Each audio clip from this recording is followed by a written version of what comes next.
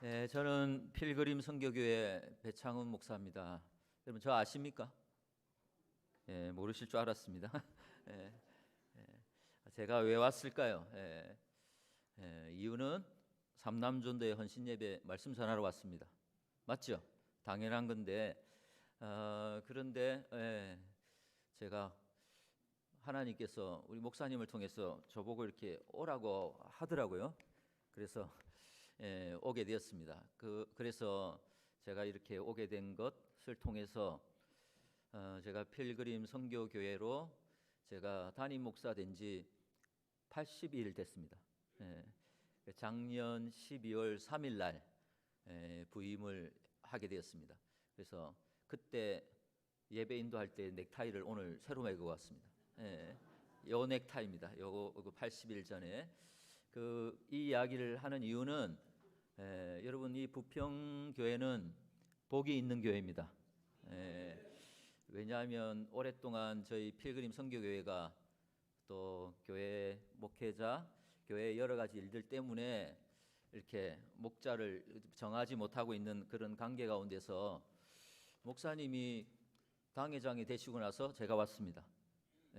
그 말은 제가 얘기했죠. 부평교회는 복이 있습니다.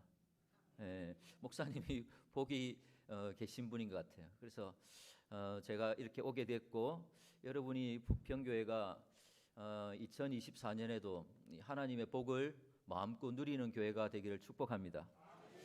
저도 이 자리에 우리 삼남전도회 헌신 예배하면서 하나님의 은혜 고백하는데, 이 땅에 나를 부르심도 하나님의 은혜다. 하나님이 은혜 가운데 보호하시고 공급하고 인도하시고 쓰시기 위해서 부르셨다. 뭐 이것들이 저한테는 벌써 은혜가 되었습니다. 여러분 보니까 오전 예배 드리시고 청년들은 청년 예배 드리고 오후에는 은혜 안 받아도 되겠죠? 받아야 됩니까? 표정은 이제 빨리 집에 갔으면 하는 표정인데요. 저는 고향이 강원도 춘천입니다. 강원도 춘천이고 태어나서 부모님이 마산으로 가서 마산에서 고등학교까지 다니고, 거기서 하나님 왜 마산으로 가셨을까? 두 가지 복이 있었습니다. 거기서 미션 스쿨을 다니면서 예수님을 만나게 되었어요. 그리고 저의 인생의 날개, 저희 아내를 만나고 이제 부산으로 와서 신학교를 다니면서 중3, 고3을 같이 가르치는 국어 선생님이 꿈이었는데, 하나님이 성적을 제가 잘못했죠. 성적이 확 떨어져 가지고 고신대학교 이렇게 재수해서 들어가게 되었고, 이제 부모님도 이제 예수님 잘 믿고 저희 형제도 예수님을 잘 믿고 있습니다. 어쨌든 저는 결혼하고 나서 주로 했던 것이 필그림 선교회에 오기 전까지 2001년부터 교목을 했습니다. 교목. 여러분 교목 뭔지 아십니까? 학교 나무 아닙니다. 학교에서 사역하는 교사이면서 목사인데, 저는 교사 라이센스도 있고 목사 라이센스도 있습니다. 그렇게 사역을 하다가 작년 2월까지 사역을 이렇게 하다가 하나님께서 기도하는 가운데서 또 부르신 가운데서 작년 추석 때 저 필그림 선교교회에 계시는 장로님 가정이 9시간 걸려가지고 저희 집에 찾아왔어요. 청빙하려고. 그래서 그 청빙 저는 90% 정도 확신을 하고, 여기 부산에서 인천까지 오는 것들이 쉽지 않은 가운데서 그냥 그래도 하나님이 부르셨다 생각하고 이렇게 오게 되었습니다. 그래서 저희 가족들한테는 나는 60% 정도 갈 마음 있다라고 뻥치고, 저는 준비를 하고 가족들이 동의를 해야 되니까 그렇게 해서 오게 되었는데, 그때 우리 정영균 목사님께서 저한테 10월 20일쯤 전화를 하셔가지고 교회 사정을 이야기하고 기도를 부탁하고, 그래서 제가 오겠다고 결단하고 이렇게 노예 절차를 거쳐서 이렇게 오게 되었습니다. 저는 이 말씀을 드리는 이유가, 오늘 삼남전도뿐만이 아니라 이 부평교회 오후 예배 참석한 여러분들에게 하나님의 이 아브라함의 복에 대해서 나누려고 합니다. 한번 따라합시다. 아브라함의 복. 아브라함의 복이 아니고 아브라함의 복입니다.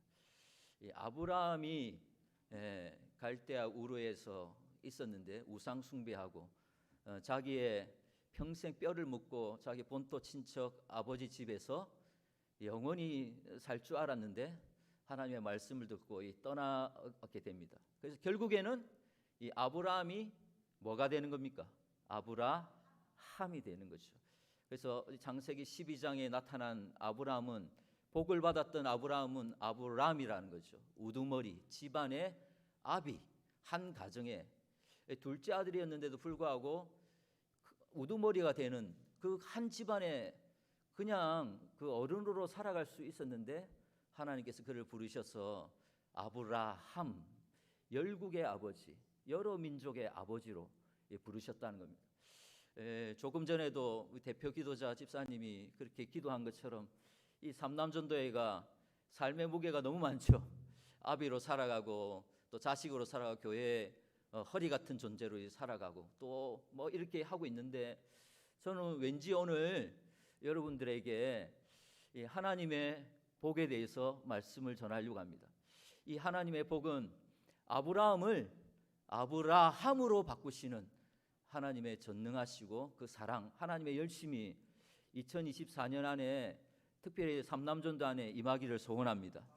그래서 오늘 창세기를 통해서 그 말씀을 이렇게 전하려고 하는데요. 핵심들은 이런 거 있습니다. 우리 잠깐 한번 PPT를 제가 준비했는데 괜히 준비했다는 생각도 듭니다. 아브라함의 복입니다. 그래서 아브라함이 하나님 앞에 쓰임 받았던 그때 지도가 있습니다. 지도 한번 볼까요? 여기가 세계 지도입니다. 그 가운데서 구약의 지도는 여기입니다. 넘겨주시죠. 저기가 성경 시대입니다. 특별히 구약의 시대. 다음, 저기가 구약의 시대입니다. 저쪽에 저 화면을 보면 이쪽이 지중해고 저쪽에 페르시아만이 있습니다. 그리고 나일강이 이렇게 이 자리에 있습니다. 그리고 저 가운데 있는 물 내구역으로 되어져 있는 갈릴리 바다, 요단강 사해 바다가 있습니다. 자, 이게 현대 이름은 이렇습니다. 나라들이 이렇다는 거죠. 지금의 모습입니다. 저 이스라엘 위가 티르키예고 이스라엘 그 위쪽이 레바논입니다. 그리고 북서쪽이 요르단, 이집트 뭐 이렇게 됩니다. 자, 또 볼까요? 그래서 구약 시대 때 아브라함을 부르셨을 때 저기 페르시아만 이쪽에서 이 바사 페르시아에서 갈대아 우르에서 이 메소포타미아 지역에 있었던 이 사람을 이집트 문명 속에 있는 이스라엘 가운데서 이렇게까지 불러내는 장면입니다. 다음 보시죠. 여기가 고대 근동에서 이 초생딸 지역에, 여러분 공부하셨죠? 여기에서 제일 문화와 종교와 어떤 경제적으로 가장 비옥한 지역에 이곳에 있었다 하는 겁니다. 다음, 저기입니다. 찍어 주십시오. 저 우르, 갈대아 우르에서 어디까지요? 저쪽에 넘겨주시죠. 그 다음 저쪽에 있는 네 사람을 불러냅니다. 다 리얼 돌림이에요. 리얼 돌림. 다 누구죠? 읽어볼까요? 시작. 데라, 아브람, 사라, 롯. 데라는 아브라함의 아버지고 사라는 와이프고 롯은 자기 형 하란의 아들, 조카 롯을 따라서 이 네 명을 저 메소포타미아 지역에 있는 갈대아 우르에서 불러내십니다. 다음요. 저 우르에서 어디까지요? 저기 있는 강이 있습니다. 티그리스 유프라테스 강. 여기를 이티 이렇게 외웁니다. 저 강을 따라서 어디까지 갑니까? 다음 하란까지 가게 됩니다. 저기까지가 900km예요. 900km. 갈대아 우르에서 하란까지 900km. 하나님께서 갈대아 우르에서 부르시고 형이 먼저 하란에서 우르에서 아버지보다도 먼저 죽고 그래서 하란까지 갑니다. 이 하란도 굉장히 문화와 또 종교적으로 아주 경제적으로 부유한 곳입니다. 거기서 머물러 있다가 거기서 하나님 부르심을 받고 저기서 멈칫하고 있을 때 자기 아버지 데라가 죽게 되고 그것 이후에 저 팔레스타인까지 이렇게 나오게 됩니다. 다음요. 저기까지 물 내구역에 있는 이 구역으로 옵니다. 저기까지가 600km입니다. 그래서 직선거리로 보면 900, 600, 1500km입니다. 1500km. 근데 그 당시에는 1500km인데 그 당시에 교통의 상황을 보면 한 3000km가 되는 것을 하나님의 부르심을 받아서 저기까지 이렇게 가게 되어진다 하는 것이죠. 다음 거 한번 보시죠. 이걸 한 장면으로 보면 이렇게 900km, 600km에서 1500km가 되는 이런 가정 가운데 있다 하는 거죠. 다음 한번 보시죠. 그래서 여러분, 아브라함의 복이라고 하는 것은, 복은 뭐라고요? 결론적으로 복은 임마누엘입니다. 구약에서는 물질적으로, 자녀적으로 잘 되고 커지고 하는 것이 있지만, 모든 것을 신약에서는 신령한 복이라고 하지만, 이 아브라함의 복은 핵심은 뭐냐면 하나님이 우리와 함께 하신다. 이게 복이라는 거죠. 성경 구절 한번 읽어보겠습니다. 시작. 무릇 주를 멀리하는 자는 망하리니 음녀같이 주를 떠난 자를 주께서 다 멸하셨나이다. 하나님께 가까이함이 내게 복이라. 내가 주 여호와를 나의 피난처로 삼아 주의 모든 행적을 전파하리다. 여러분, 복이 뭐라고요? 임마누엘, 하나님을 가까이 하는 게 복이라고요. 하나님을 멀리하면 망하게 되는 거죠. 신앙생활은 뭡니까? 우리가 뭐 어떤 행위를 많이 하고 업적을 많이 쌓고 봉사를 많이 하는 게 아니라, 신앙생활의 핵심은 뭡니까? 하나님과의 관계죠. 하나님과 얼마나 가깝느냐에 따라서, 그죠? 그것이 복이라는 거예요. 그죠? 하나님을 가까이 하는 거. 여러분, 2024년에 하나님을 더 가까이 하시기를 소원합니다. 하나님을 말씀을 통해든지 찬양을 통해든지 기도를 통하든지 예배 가운데 하나님하고 가까워지는 것, 그것이 복이라는 것. 그것이 복이란, 이게 아브라함의 복이다 말씀하고 있어요. 저는 성경은 이 창세기에서 이렇게 볼 수 있습니다. 창세기는 1장부터 50장까지인데 두 부분으로 나눠요. 1장부터 11장까지는 네 가지 사건입니다. 네 가지 사건. 그리고 12장부터 50장까지는 네 사람에 대한 이야기입니다. 자, 따라합시다. 네 사건, 네 사람. 제가 막 귀찮게 하죠. 네 사건은 뭐냐면 이겁니다. 저를 보고 한번 따라해 보세요. 자, 따라해 보십시오. 자, 창조. 다 손 올리십시오. 창조. 타락. 홍수. 민족들. 다시 해보겠습니다. 체조하듯이. 오늘 강사 잘못 온 겁니까? 자, 창조. 타락. 홍수. 민족들. 창세기는 하나님께서 보이는 것과 보이지 않는 걸 전능하신 하나님, 엘샤다이, 그 하나님은 무에서 유를 창조하시고 풍성하신 하나님, 그리고 악조차도 다스리시는 하나님, 그리고 죽은 것도 살려내시는 그 하나님을 뭐라고요? 전능하신 하나님이라는 거예요. 그 하나님이 전능하신 우리 아버지가 되신데 죄로 인해서 타락했는데 하나님께 홍수로 심판을 하시는 거예요. 거기서 구원받았던 8사람을 통해서 새로운 시작을 하지만 그 인간들이 죄로 인해서 어떻게 됩니까? 하나님은 생육하고 번성하고 땅에 충만하고 정복하고 다스리라고 하셨는데 그 다스리라는 권세를 깨트리고 바벨탑을 쌓아가지고 어떻게 했습니까? 자기의 이름만을 높이고 하나님의 명령을 거절하고 자기의 자자손손에게 자기의 이름을 물려주려고 하는 거예요. 그럴 때 하나님께서 누구를 부르시는 거예요? 오늘 본문에서 아브라함을 부르시는 거예요. 그냥 이 세상이 보존되겠지만 물로 이제 더 이상 심판하지 않고 마지막 때는 불로서 심판하겠지만 하나님의 언약을 지켜가기 위해서 모든 족속을 구원받는 그것을 교회를 통해서 이루기 위해서 하나님께서 믿음의 사람을 하나 불러내시는데 그게 누굽니까? 아브라함이라는 거예요. 그가 신앙이 좋아서 아주 인격이 좋고 그 사람이 막 굉장한 사람이 될 만한 가능성이 있어 부른 게 아니고 수많은 사람 중에 갈대우르에서 우상 숭배하고 있는데 그리고 그 우상 숭배 때문에 먹고 사는데 그러면서 거기서 처자식 아이는 없지만 뭐 또 종을 통해서든지 다른 방법을 통해서든지 떵떵거리면서 살다가 자기 조상들이 살아왔던 대로 그대로 또 살다가 죽을 수밖에 없는데 하나님께서 그 사람을 불러내셨다는 거예요. 이게 은혜라는 것입니다.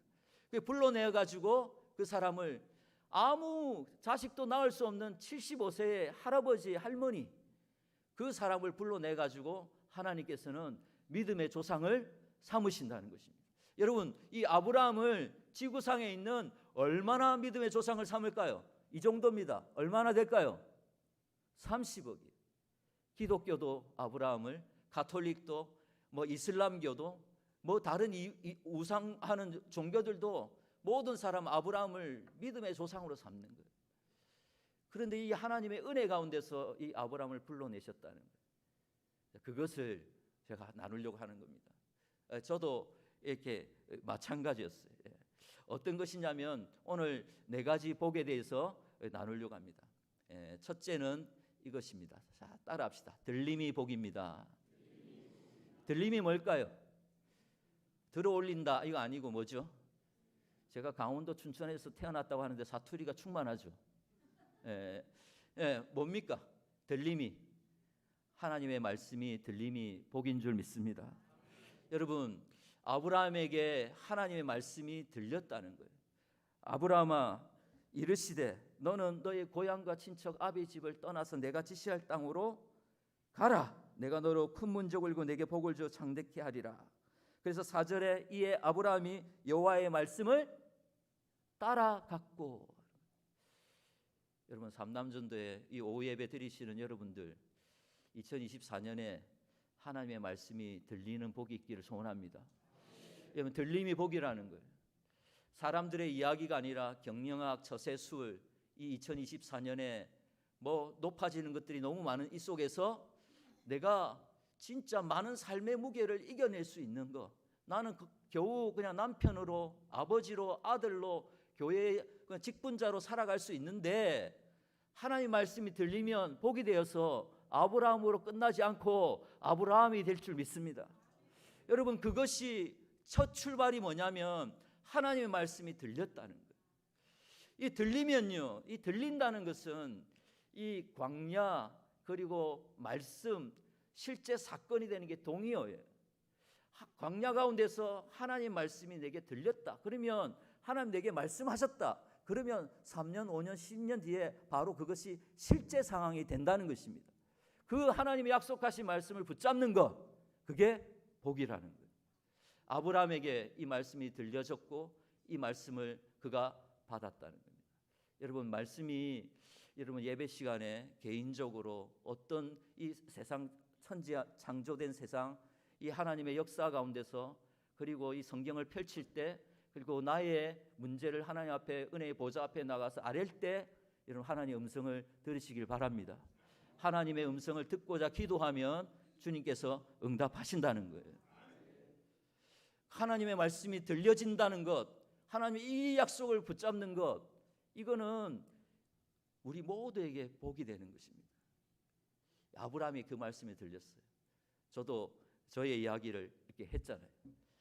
9시간 걸려서 청빙 왔었는데 이제 부산에서 여기까지 왔어요. 한번 지도 한번 볼까요?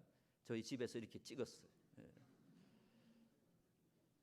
417km가 걸려요.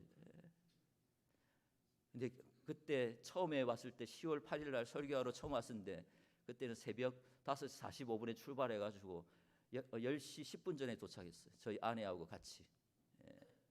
이렇게 저도 이렇게 와봤습니다. 근데 그곳이 어디냐? 여기입니다. 다음 장면, 여기 필그림 선교교회입니다. 삼산동 여울 먹거리 센터 한복판에 있습니다. 다 이러면 1층, 2층, 3층이 다 임대입니다. 임대. 얼마나 부러운지 모르겠어요. 근데 우리 가족이 여기로 왔습니다. 오게 될 때 제가 하나님 말씀을 구했어요. 그래서 한 분 교수님을 통해서 소개를 받고 순종을 위해서 기도하겠다고 하고 강원도 태백 예수원에 가서 하나님과의 친밀함들을 회복하기 위해서 이렇게 갔습니다. 가서 저에게 하나님께서 저에게 다른 거 가라 마라 이것보다도 제게 하나님 말씀을 기다렸는데 말씀이 3구절이 주어졌어요. 첫 번째 말씀은 이겁니다. 빌립보서 1장 6절에 있는 말씀입니다. 너희 안에서 착한 일을 시작하신 이가 그리스도 예수의 날까지 이루실 줄을 우리가 확신하노라.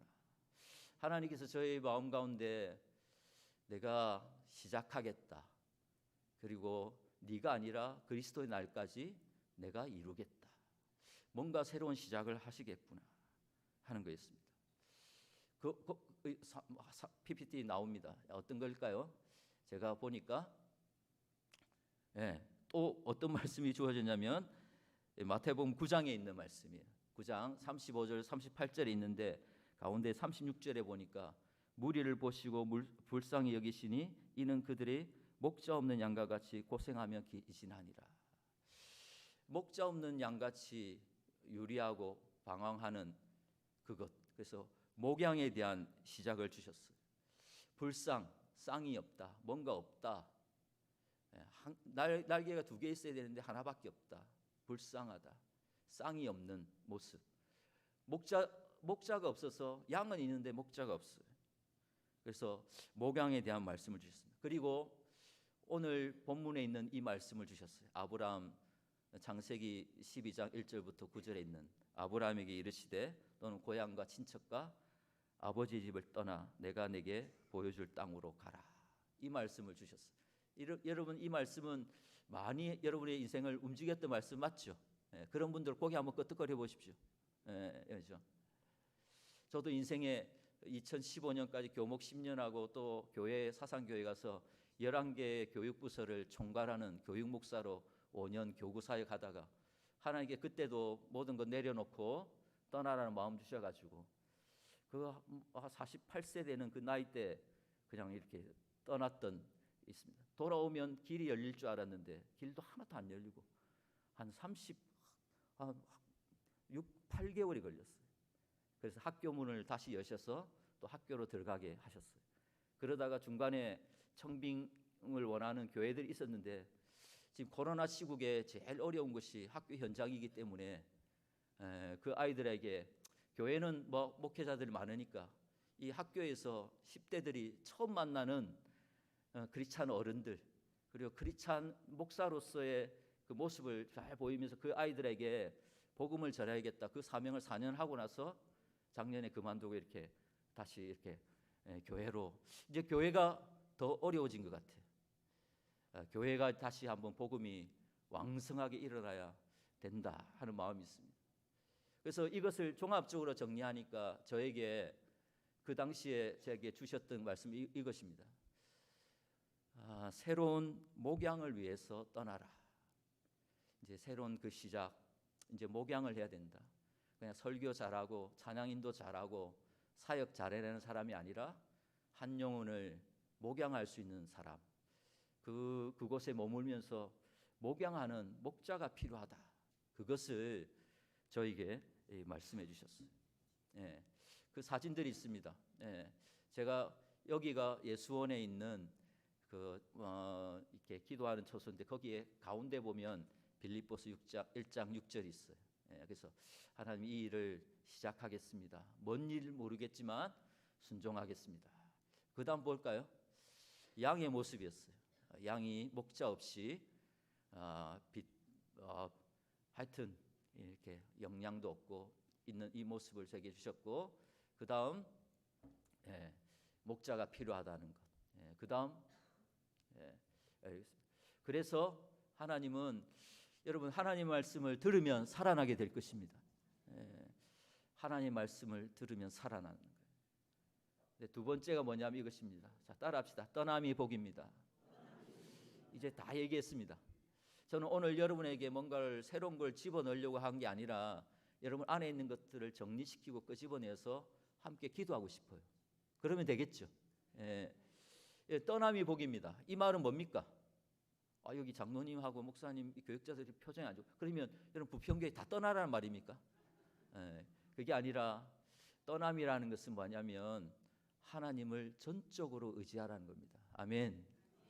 너의 본토, 친척, 아버지의 집, 네가 대대로 있어야 될 여기에 머물러 있지 말라는 거예요.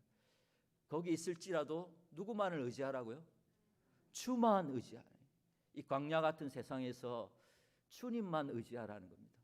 어디같이 어린아이처럼 단순하고 솔직하고 부모 아니면 전혀 안 되는 거예요. 그렇게 어린아이같이 겸손하게 하는 이 어린아이 같은 천국 아이의 그 영성이 회복돼야 된다. 그냥 하나님이 가라시면 가고 서라면 서고 교회에서도 일꾼으로 있을 때 어떤 사람이 복 있는 사람입니까? 쉬운 일을 쉽게 하는 사람이 있어요. 그죠? 근데 어려운 일을 어렵게 하는 사람이 있어요. 그 사람 좀 문제가 있습니다. 그런데 어려운 일을 아주 쉽게 하는 사람이 있어요. 그런 사람이 삼남전도에 다 되시길 바랍니다. 그런데 쉬운 일을 어렵게 하면 안 되겠죠. 근데 이게 어떤 사람이냐? 어려운 일을 쉽게 하는 게 뭡니까? 복 있는 사람이에요. 다른 사람은 안 된다고 할 때 시냇가에 심은 나무처럼 하나님께 뿌리를 두고 하나님만을 의지하면 결국 지금은 고난이 있고 힘들지만 결국에는 형통케 되어서 잎사귀도 마르지 않고 형통케 되어질 것입니다.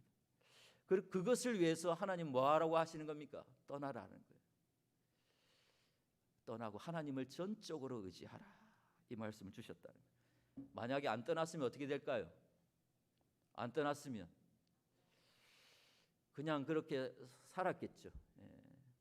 저도 최근에 고민해 봤습니다. 제가 80일 전에 부산에 계속 있었으면 어떻게 됐을까? 그러니까 얘기합니다. 우리 제자들도 가족들도 얘기합니다. 매형 굳이 여기서 이제 추석 지나면 깃발 들고 개척하겠다고 했는데 여기서 있으면 제자들, 후배들 35년 동안 쌓아왔던 많은 것들이 있는데 이거 매형은 그냥 목회하시고 누나는 병원에 나와서 일하고 하면 그냥 살 수 있는데 왜 굳이? 그렇게 얘기합니다. 저도 생각해 봤어요. 그냥 굳이. 이유가 있겠더라고요. 저희 아내하고 차를 타고 이렇게 올라오면서 고백한 게 있습니다. 우리 필그림 선교회에 가서 저 부산에서 인천 왔다고 큰 소리 치거나 자랑하지 말자. 주님도 영광을 버리시고 인간의 몸을 입고 이 땅에 오셨고, 우리 최근에 저희 교회에서 있었던 볼리비아 선교사님이 이제 화요일 날 볼리비아로 출국하시는데 그냥 직항 없고 돌아서 가는 한 28시간 걸려서 돌아가는 복음 전하겠다는 그 선교사들이 있는데 이 교회 와가지고 저 부산에서 왔다고 큰 소리 치거나 의로 여기지 말고 자랑하지 말자. 그래서 여러분 하나님의 말씀에 들으시고 순종하시길 바랍니다. 그게 복이라는 거예요. 이거는 일상에서도 마찬가지입니다. 저에게 주어지는 것들이 최근에 유진 피터슨 목사님이 이제 작고하시고 소천하셨는데 그분이 쓴 책이 굉장히 영향력을 많이 끼쳤어요. 그게 무슨 책이냐면 다윗 현실에 뿌리 박은 영성. 그것이 기독교계를 완전히 많이 바꿨습니다. 매일 그냥 교회 안에만 머물러서 말씀 보고 기도하고 그 전도하고 그런 것만 하다가 엿새 동안의 삶에서 너무 떨어져 있으니까 이 일상에서 하나님을 예배하는 것들에서 많이 그것들을 이 완전 기독교의 세계관들을 완전 바꿔버렸어요. 그런데 그것이 너무 일상에 파묻히다 보니까 더 뿌리 내려가지고 지금 현재에 있는 교인들이 또 특별히 사역자들이 중직자들이 너무 현실적이 된 게 문제라는 거예요. 한 번쯤 하나님의 말씀 앞에 복음 앞에 하나님의 꿈 앞에서 자녀를 제자 삼고 모든 족속을 제자 삼는 그것이 하나님의 꿈인데 그것을 위해서 많이 움츠려서 너무 현실적이 되어가지고 하나님의 영광을 위해서 도전하지 못하는 그런 모습들. 여러분 떠남이 복입니다. 세 번째가 무엇이냐면 이것입니다. 자, 따라합시다. 비전이 복입니다. 여러분 하나님이 믿음을 주신 사람에게 주시는 게 비전이에요. 이 아브라함에게는 세 가지 비전을 주셨어요. 뭡니까? 첫째는 땅에 대해서, 둘째는 자손에 대해서, 셋째는 그 이름을 창대케 하겠다 하셨습니다. 자녀들이 지금 하나도 없는데 자녀들이 하늘의 별처럼 땅의 바닷가의 모래처럼 내 자녀들이 이렇게 될 것이다. 그리고 약속의 땅 갈대아 우르가 아니라 지금은 이 가나안 땅에 있는데 이 가나안 땅의 땅을 너희들에게 주겠다. 그리고 너는 이것을 이루기 위해서 복의 원조, 출발점, 스타트, 시작이 되고 근원이 된다고 말씀하셨어요. 그래서 너를 축복하는 자에게 내가 축복해 줄게. 너를 저주하는 사람이 있으면 내가 대신 저주해 줄게. 그 복을 받았어. 비전. 이 비전을 받았습니다. 그래서 이 비전 가운데 어떻게 했을까요? 그는 하나님의 말씀을 순종해서 떠났습니다. 떠나서 가나안 땅에 들어갔어요. 여호와의 말씀을 따라갔습니다. 오늘 본문 5절 마지막 부분에 보면 이렇게 합니다. 모든 소유와 얻은 사람들을 이끌고 가나안 땅으로 가려고 떠나서 마침내 가나안 땅에 들어갔더라. 이렇게 되어 있습니다. 들어갔어요. 그런데 6절에 보니까 뭐가 있습니까? 아브라함이 그 땅을 지나 세겜 땅 모래 상수리 나무 이르니 그 땅에 가나안 사람이 그 땅에 거주하였더라. 여러분, 약속의 땅까지 이렇게 왔어요. 왔으면 어떻게 되어 있습니까? 프랭카드가 막 붙여져 있는 거예요. 웰컴 투 가나안, 아브라함 환영. 그래서 거기가 푸른 초장이 있고 거기가 그래서 많은 사람들이 막 환영해 주는 곳이 아니라 그 땅에 누가 있었다고요? 가나안 사람이 있었다는 거예요. 하나님의 약속이 언제 이루어집니까? 430년 뒤에. 자손들은 25년 뒤에. 그래서 창조, 타락 그렇게 하고 홍수와 민족들로 나눠졌는데 하나님께서 아이야요 아브라함, 이삭, 야곱, 요셉을 통해서 요셉의 뼈를 가지고 430년 뒤에서야 이 가나안 땅에 입성하게 되어집니다. 그럼에도 불구하고 비전을 품는 거예요. 그런데 우리의 현실은 이렇게 여전히 가나안 주민이 있고 여전히 어려움을 겪습니다. 그런데 보십시오. 마지막 말씀이에요. 그런데 무엇입니까? 뭐가 복일까요? 자, 7절부터 한번 쭉 9절까지 같이 한번 읽어보겠습니다. 시작. 여호와께서 아브라함에게 나타나 이르시되 내가 이 땅을 내 자손에게 주리라 하신지라. 자기에게 나타나신 여호와께 그가 그곳에서 제단을 쌓고 거기서 베델 동쪽 산으로 옮겨 장막을 치니 서쪽은 베델이요 동쪽은 아이라. 그가 그곳에서 여호와께 제단을 쌓고 여호와의 이름을 부르더니. 이 가나안 땅에 있었는데 그런데 그가 한 것이 뭡니까? 내 자손에게 주리라는 땅을 가지고 어떻게 해요? 그가 그곳에서 뭐를 쌓았다고 되어 있습니까? 제단을 쌓고 옮겨 다니면서 장막을 치지만 여호와께 제단을 쌓고 여호와의 이름을 부르더니. 가나안 족속이 있을 때 마지막 복은 무엇이냐면 네 번째 복은 이것입니다. 따라합시다. 예배가 복입니다. 여러분, 예배가 그가 하나님의 말씀을 듣고 떠나고 비전을 받았지만 현실은 그렇지 않았지만 그 현실 가운데서 그는 옮겨 다니면서 하나님 약속을 붙들고 여기는 하나님 주신 땅, 여기도 내 땅, 저기도 내 땅 부르면서 살아갑니다. 근데 여전히 9절에 보면 여전히 또 남방으로 계속 내려갑니다. 기근이 있어가지고 이 이집트에 갔을 때 어떡합니까? 이 역사상 최강 동안 65세인데 너무 아름다운 사례, 그거를 그 왕이 너무 예뻐해서 그럼에도 불구하고 이 믿음의 조상이라고 했던 아브라함이 거짓말하죠. 누이라고, 내 아내가 아니라고. 그런 이 아브라함 되게끔 하시기 위해서 훈련하고 단련하셔가지고 결국에는 그 이름에 합당한 사람들로 누가 이끌어 가십니까? 하나님이 이끌어 가신다. 그런데 그가 했던 것은 뭡니까? 옮겨 다닐 때마다 뭐 했다고요? 제단을 쌓고 여호와의 이름을 부르고 그렇게 했던 일들을 합니다. 여러분, 예배가 복인 줄 믿습니다. 그런데 예배가 요즘 예배들이 이렇게 예배를 드리지만 마음이 떠난 예배, 형식만 남아있고 종교적인 예배, 그냥 때우게 예배들이 아니라 예배는 사람 이야기 듣다가 세상 이야기 듣다가 하나님의 음성을 듣는 것입니다.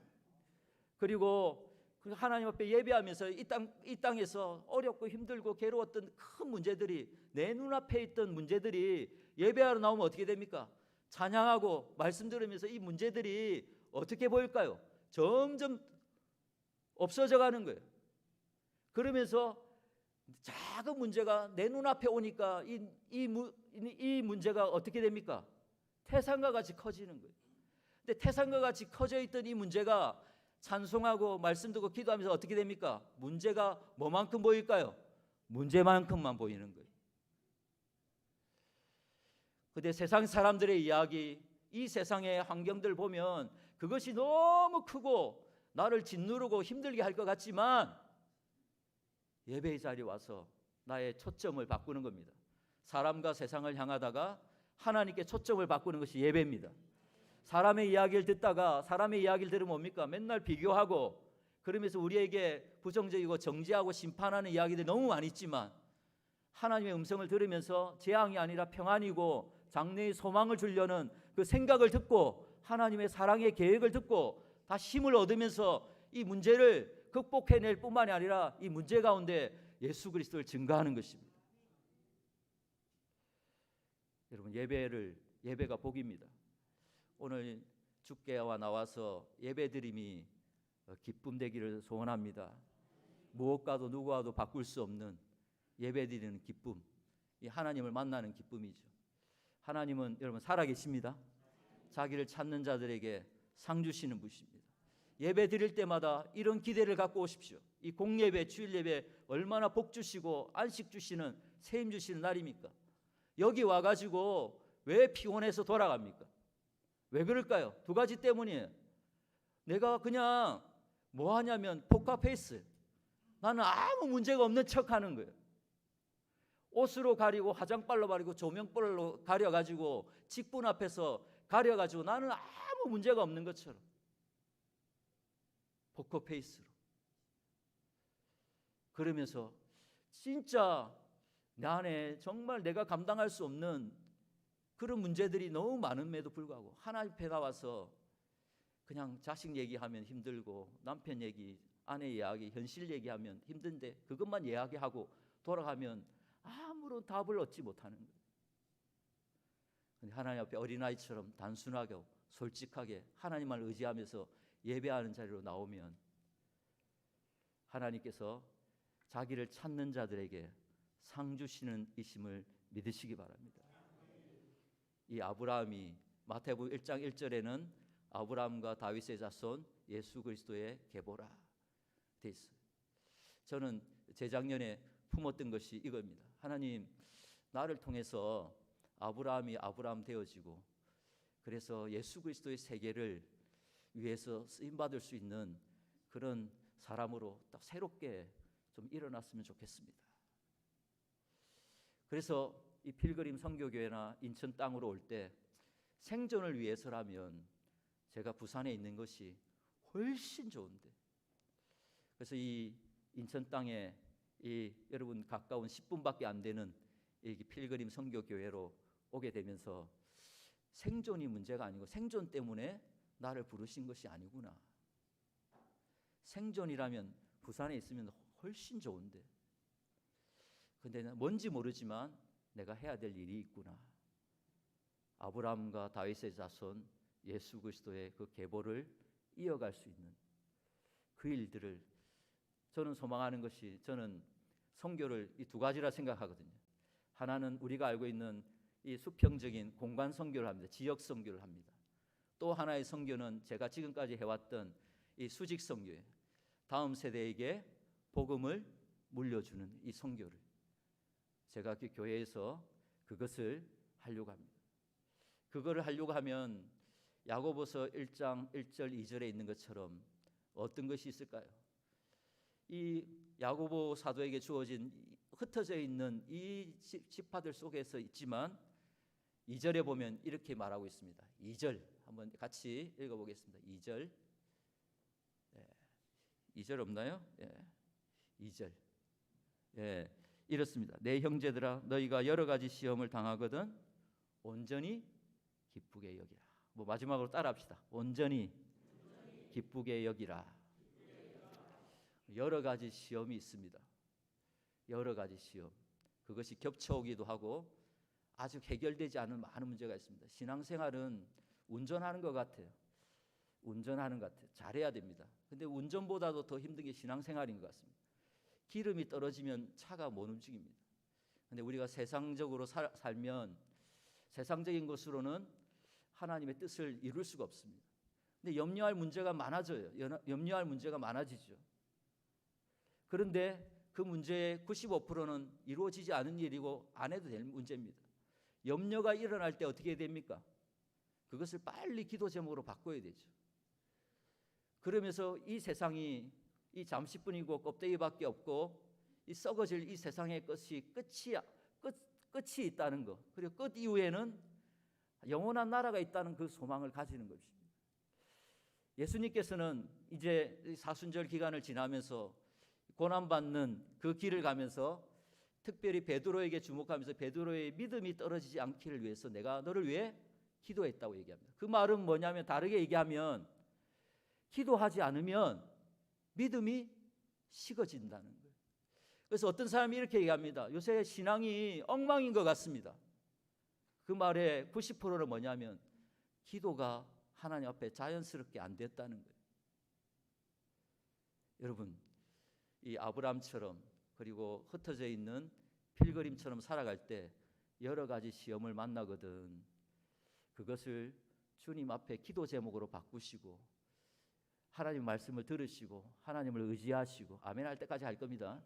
하나님의 비전을 꼭 붙잡으시고 그러면서 예배하고 주님의 이름을 계속 불러갈 때 하나님께서 마침내 그것을 복으로 바꿔주실 것입니다. 그것을 믿음으로 붙잡으면서 여러분, 끝까지 믿음의 인내라는 것은 문제 아래에 들어가는 겁니다. 잠잠히 기다리면 하나님의 때에 하나님의 방법으로 하나님께서 그것을 형통케 하실 것입니다. 많은 사람은 하다가 중간에 포기하지만 2024년에 여기 삼남전도회나 이 오후 예배 드리는 이 착하고 충성된 오후 예배 예배자들은 다시 그 예배를 회복해서 2024년에 최고의 주님과 가까이에서 최고의 전성기가 한번 돼보는 영적 회복이 일어나는 저와 여러분 되시기를 주님의 이름으로 축복합니다.